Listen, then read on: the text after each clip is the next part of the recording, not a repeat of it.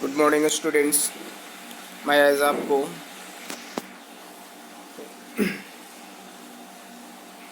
Chapter 12 electricity जो chapters है ये फिज़िक्स का है, इस चैप्टर को स्टडी कराएंगे। ठीक है, तो ये चैप्टर 12 है फिज़िक्स का इलेक्ट्रिसिटी। अब यहाँ जानेंगे इलेक्ट्रिसिटी से रिलेटेड पूरा टॉपिक्स जो आएंगे। ठीक है, तो चलते हैं नेक्स्ट स्लाइड में। तो जैसा कि यहाँ दे रखा है टाइप ऑफ चार्ज, तो पहले हम ये बताना चाहते हैं कि इलेक्ट्रिसिटी है क्या। तो electricity is study of charge.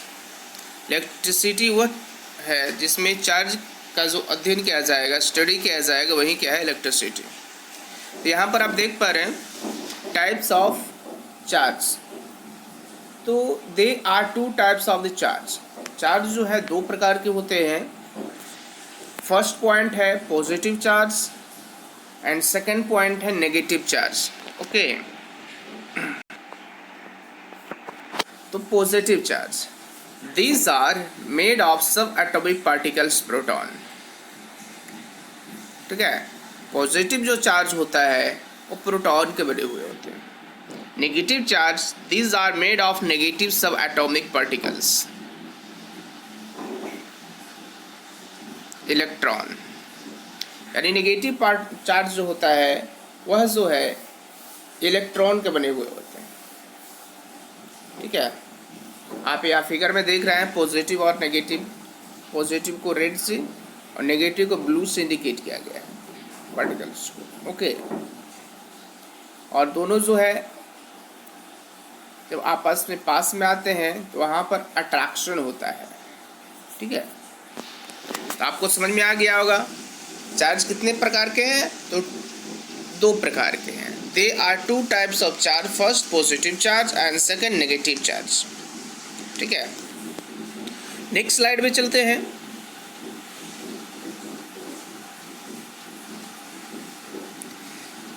देखिए यहाँ पर जो ऐसा यूनिट ऑफ चार्ज, चार्ज का ऐसा यूनिट बताया गया है। The SI unit of charge is coulomb. Charge का जो एसआई यूनिट होता है वो कूलम होता है। ठीक है, और जिसे सी से इंडिकेट किया जाता है, याद रखिएगा, बहुत महत्वपूर्ण है। आपसे क्वेश्चन पूछे जा सकते हैं।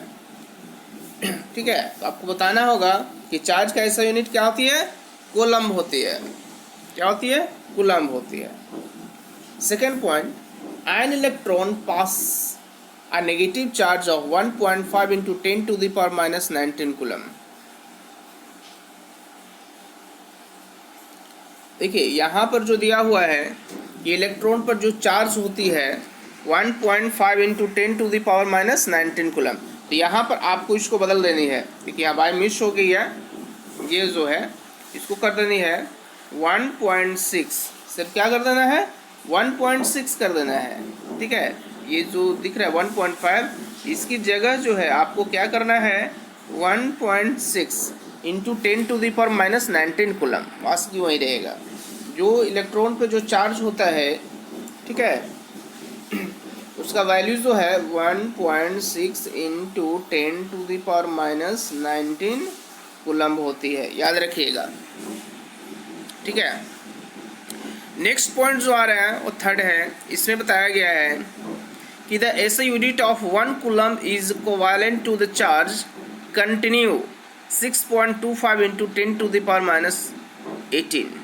ठीक है, और ऐसा यूनिट में जो 1 कूलम पर जो होती है, ऐसे यूनिट के अकॉर्डिंग चार्ज का जो इक्विवेलेंट कंटेनिंग होती है वह 6.25 into 10 to the power minus 18 coulomb number है।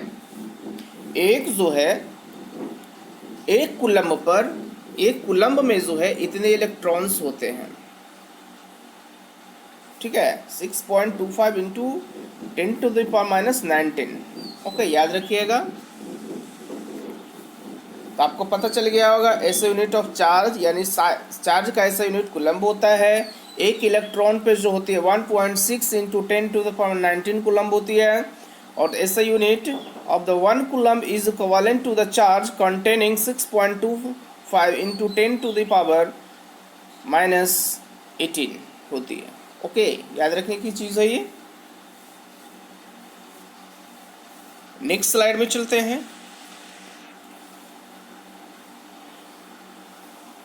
नेक्स्ट स्लाइड में देखिए यहाँ पर बताया गया है कंडक्टर्स एंड इंसुलेटर्स। कंडक्टर जिससे इलेक्ट्रॉन पास होती है, इंसुलेटर जिससे इलेक्ट्रॉन पास नहीं होती है। तो यहाँ पर जो है कंडक्टर और इंसुलेटर्स जो हैं इसका डिफरेंस भी बताया गया है यहाँ पे, ठीक है। तो चलते हैं हम देख लेते हैं इसका कंडक्टर और इंसुलेटर्स का जो है डिफरेंस, और यहाँ डिफिनेशन भी आपको पता चल जाएगा। तो आप देख पा रहे हैं पहला कंडक्टर। तो कंडक्टर के बारे में बताया गया है कि this substance have the property to conduct electricity through them. और इंसुलेटर में the substance have the property to obstruct in the flow of electricity.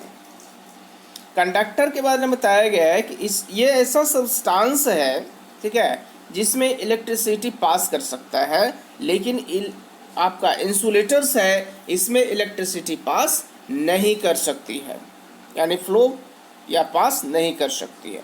Point number 2, conductors these have free or loosely held electron which help in conducting electricity. और insulator these do not have free electrons present in them। देखिए conductor जो होती है, ठीक है, point 2 में देखिए these have free और loosely। तो मेटल्स जो होते हैं, मेटल्स में एक इलेक्ट्रॉन फ्री होते हैं, और फ्री इलेक्ट्रॉन होने के कारण जो है, ठीक है, ये आपस में जो है क्या करता है, इलेक्ट्रिसिटी को पास करता है। These have free or loosely held electrons which help in the conducting electricity। Insulator में these do not have free electrons present in them। और इंसुलेटर में जो होती है इसमें फ्री इलेक्ट्रॉन नहीं होते हैं, जिसके कारण जो है वह इलेक्ट्रॉन्स को पास नहीं कर पाता है। लास्ट ऑप्शन नंबर 3 है example of the conductors copper and example of the insulators reverse insulation. देखिए यहाँ पर फिगर में दिया हुआ है, ये वायर है, ठीक है। तो वायर का देखिए अंदर वाला पार्ट्स क्या होता है, ये कहलाता है कॉपर का वायर, और ऊपर जो कवर होता है वो क्या है, रबर का कवर होता है, इंसुलेटर्स होता है, ठीक है। तो आपको पता चल गया होगा कि कंडक्टर्स क्या है और इंसुलेटर्स क्या है, ठीक है। अच्छी तरह से आपको समझ में आ गई होगी। चलते हैं नेक्स्ट स्लाइड में, आपको लेकर चलते हैं। नेक्स्ट स्लाइड जो है इसमें बताई गई है कि इलेक्ट्रिक पोटेंशियल क्या है, इलेक्ट्रिकल जो है पोटेंशियल क्या होती है। तो देखिए बहुत सिंपल सा है ये चीज़ को समझना। देखिए यहाँ बताया गया है when a small electric charge is placed in the electric field due to another charge it experiences the force, so work has to be done of the positive charge to move it against this force of repulsion। Next point है the electric potential is defined as the work done is the move is the unit positive charge from infinity to that point। Electric potential वह parts है इसमें एक point से दूसरे point तक, ठीक है, चार्ज को लाने में जितना वर्क करना पड़ता है, ठीक है, उसी को कहा गया इलेक्ट्रिक पोटेंशियल कहा गया है। अब यहाँ पर एक साधारण सी बात हम आपको बताना चाहते हैं कि इलेक्ट्रिकल पोटेंशियल है क्या। यहाँ पर देखिए मान लीजिए सपोज दैट यहाँ पर जो है मैं आपको ये 2 कंटेनर इस तरह से हमने बनाया, ठीक है, दोनों में वाटर लेवल हम बना देते हैं। देखिए वाटर लेवल इसका है और इसका वाटर लेवल यहाँ तक है, ठीक है। अब ये दोनों को जो हम यहाँ से कनेक्ट करते हैं तो देखिए इसमें वाटर तो है, ये अगर ए है तो ये क्या हो सकता है, बी हो सकता है।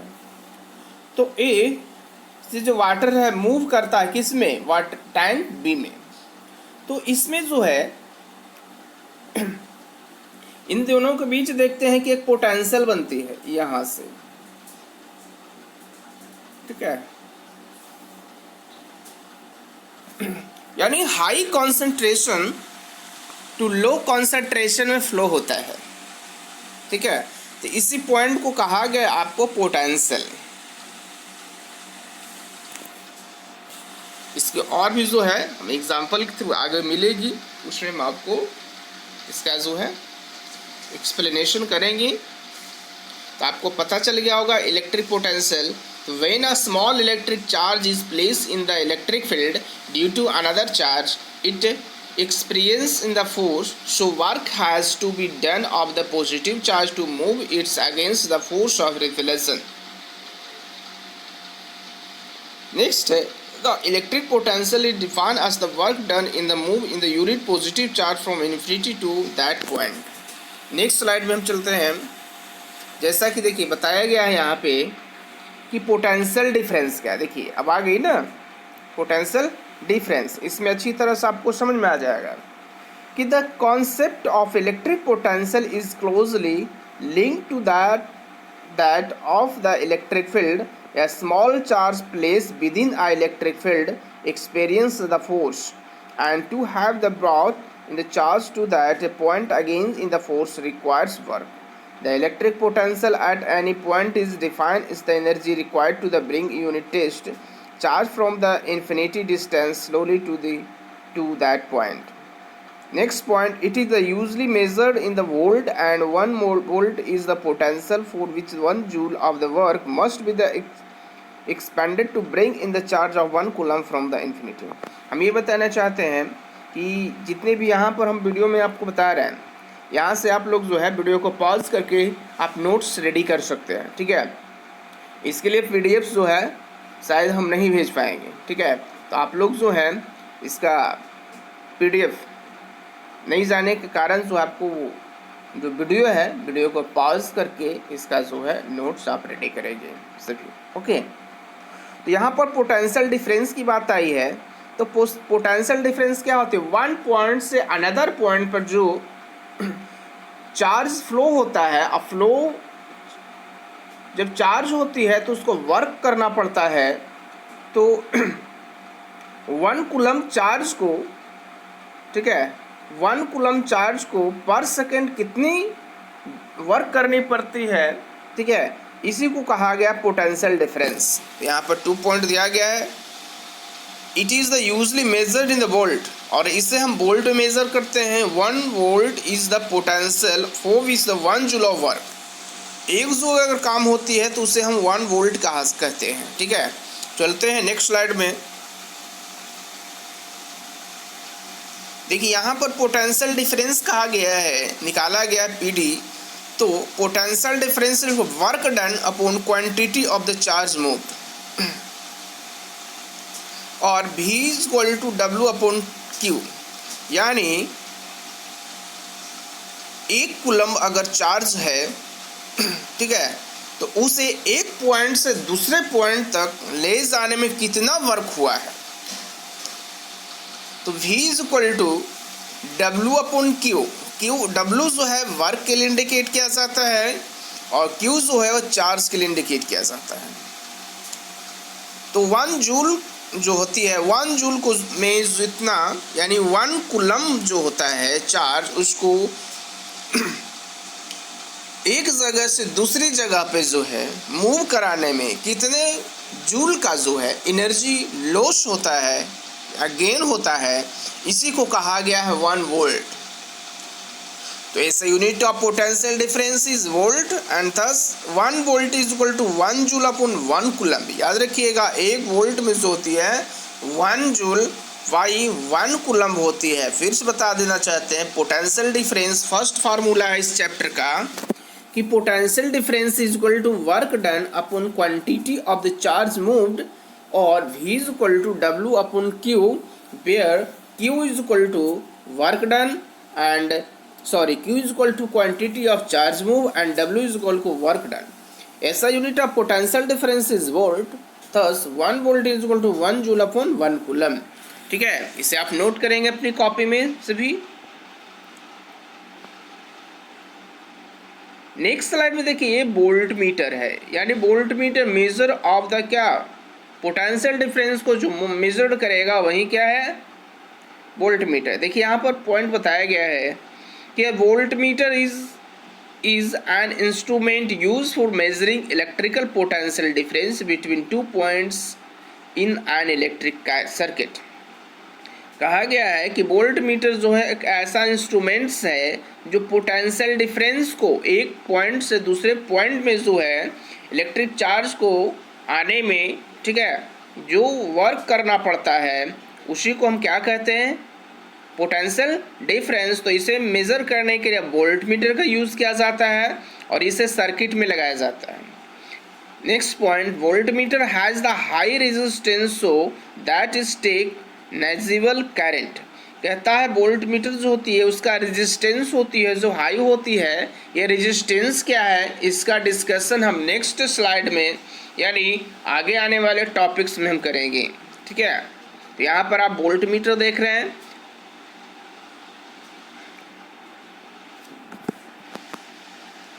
चलते हम नेक्स्ट स्लाइड की ओर। नेक्स्ट स्लाइड जो है इसमें हमें इलेक्ट्रिक करंट की बात की गई है कि इलेक्ट्रिक करंट है क्या। देखो बहुत सिंपल सी बात है।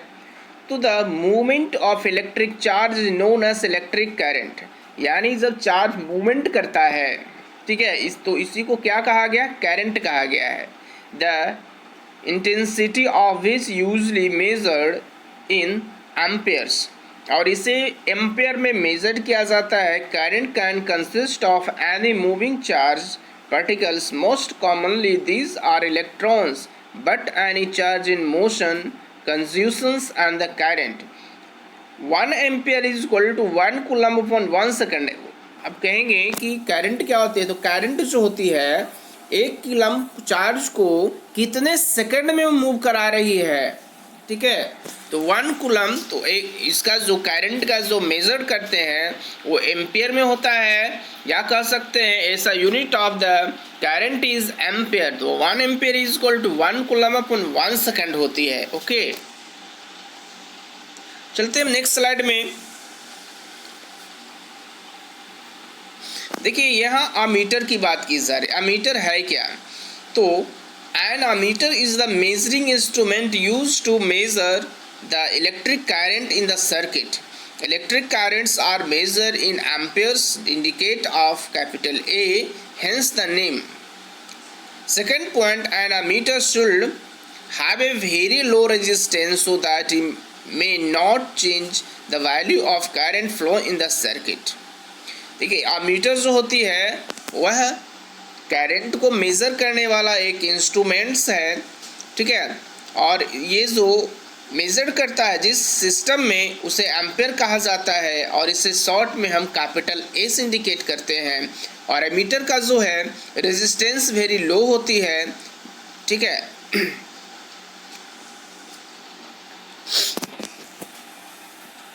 तो चलते हैं नेक्स्ट स्लाइड की ओर। देखिए यहाँ पर जो है सर्किट डायग्राम बताया गया है। क्या है, सर्किट डायग्राम। तो फर्स्ट पॉइंट में है we know that an electric circuit as show in figure 12.1। यहाँ पर देखिए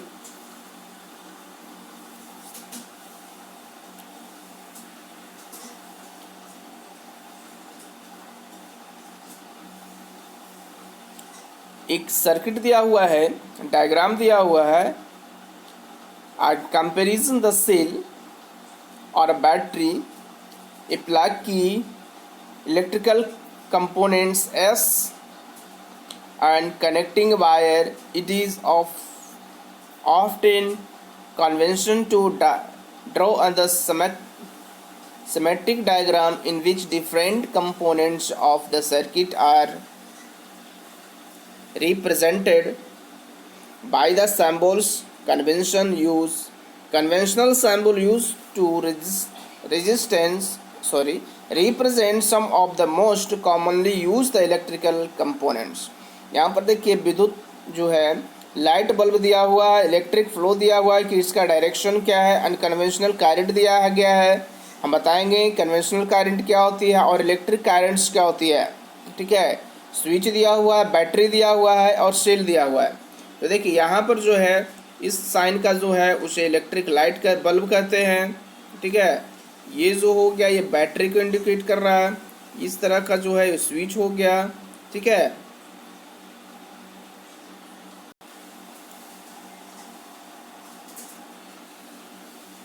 तो इस तरह से जो है सर्किट डायग्राम आपको बनाने के लिए दिए जाते हैं। चलते हैं नेक्स्ट स्लाइड में। तो नेक्स्ट स्लाइड में जो है इसमें आपको कंपोनेंट्स हैं और सैम्बल्स हैं, और इसे कॉपी में अपनी कॉपी जो होती है कॉपी में ज़रूर नोट करेंगे इंडिकेट करने के लिए, और इससे रिलेटेड जो है क्वेश्चंस आपके पूछे जाते हैं। देखिए मैं बताना चाहता हूँ क्या है एन इलेक्ट्रिक सेल। तो इलेक्ट्रिक सेल को जो है डायग्राम में इस तरह से रिप्रेजेंट किया जाता है, ठीक है, देख पा रहा है। उसके बाद क्या है a battery of a combination of cell. Battery जो बनती है वो सेल का कम्बिनेशन से बनती है, तो किस तरह से दिखाना है उसको, इस तरह से दिखाना है जो आप यहाँ पर देख पा रहे हैं, ठीक है।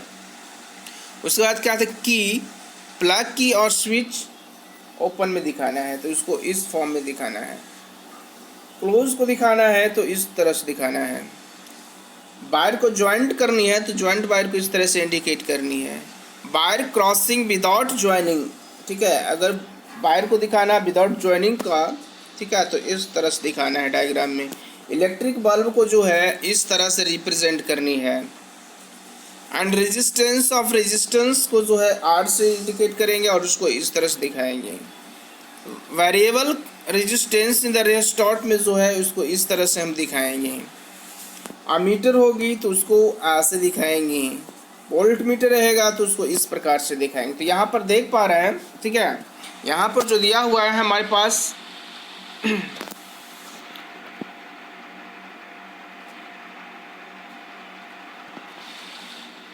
कंपोनेंट्स दिए हैं और उसको सैम्बल, यानी जो कंपोनेंट्स होंगे उसका सैम्बल किस तरह से होगा उसको यहाँ पर दिखाया गया है। तो आज के क्लास में बस इतना ही होगा, ठीक है। नेक्स्ट क्लास में हम आगे, ठीक है, ओम्स लॉ और रेजिस्टेंस का डिस्कशन करेंगे। आज के लिए बस इतना ही। Thank you.